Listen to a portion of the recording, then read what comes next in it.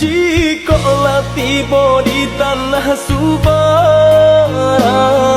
jangan lupa diri, ingatlah Tuhan.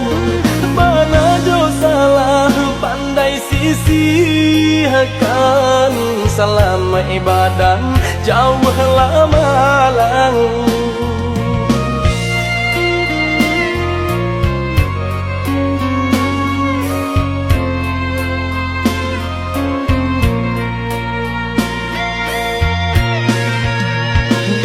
Bumi dipilih